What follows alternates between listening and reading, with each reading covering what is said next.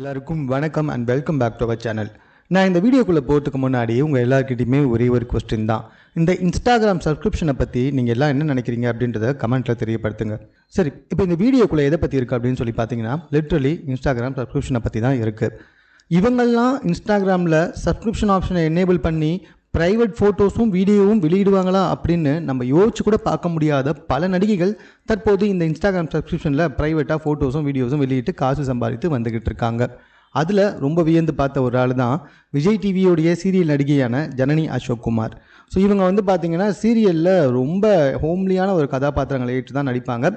இவங்கெல்லாம் கவர்ச்சியாகவே நடிக்க மாட்டாங்க அப்படின்ற மாதிரி தான் எல்லாருமே எதிர்பார்த்தோம். முதல்ல செம்பருத்தி அப்படின்ற ஒரு சீரியல், அது ஜீ தமிழில், அந்த சீரியல்லையும் ரொம்ப ஹோம்லியாக நடிச்சிருப்பாங்க.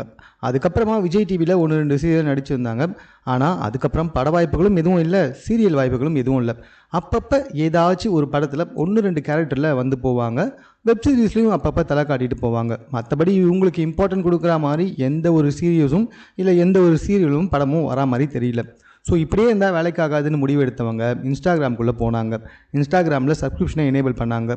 இப்போ வரைக்கும் மாதத்துக்கு ஒரு 3 லட்சம் 4 லட்சம்னு சொல்லிட்டு ரொம்ப சூப்பராகவே சம்பாதிச்சு வந்துட்டுருக்காங்க. சாரி, அதெல்லாம் போன மாதம். இந்த மாதம் இவங்களுக்கு கிட்டத்தட்ட 8 லட்சம் ரூபாய்க்கு மேலே வந்துட்டு சம்பளம் வந்துக்கிட்டு இருக்கு இன்ஸ்டாகிராமில்.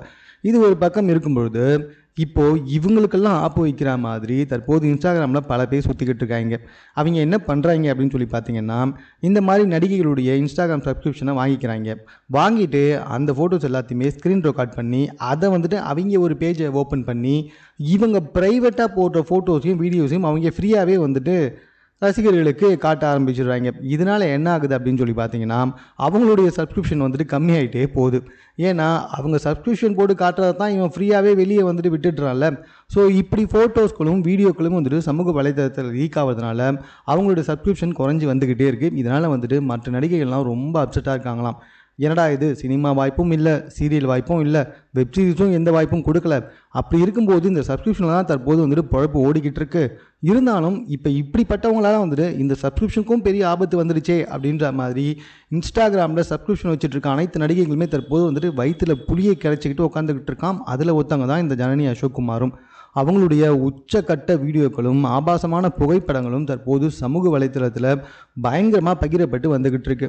பார்த்த எல்லாருமே நான் முன்னாடி சொன்ன மாதிரி இந்த நடிகையாப்பா இப்படி இறங்கிட்டாங்களேடா அப்படின்ற மாதிரி வந்துட்டு பேசிக்கிட்டு இருக்காங்க.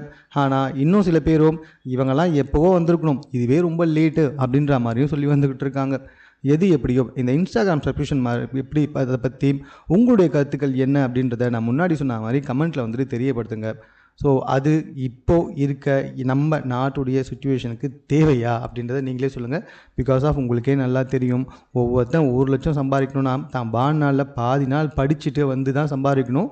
அதுவும் இல்லாமல் நிறைய எக்ஸ்பீரியன்ஸ்லாம் கேதர் பண்ணிட்டு வந்து, ஆனால் இன்ஸ்டாகிராமில் வந்து ஆடையை குறைத்து ஆபாசமாக வந்துட்டு செயல்களை காமிச்சு அதன் மூலமாக பணத்தை ரொம்ப ஈஸியாக லட்சக்கணக்கில் சம்பாதிப்பதை பற்றி தான் உங்கள்கிட்ட கருத்து கேட்டுட்ருக்கேன். ஸோ மேலும் இது போன்ற செய்திகளை தெரிந்து கொள்வதற்கு நம்ம 60 செகண்ட் சேனல் சப்ஸ்கிரைப் பண்ணுங்கள்.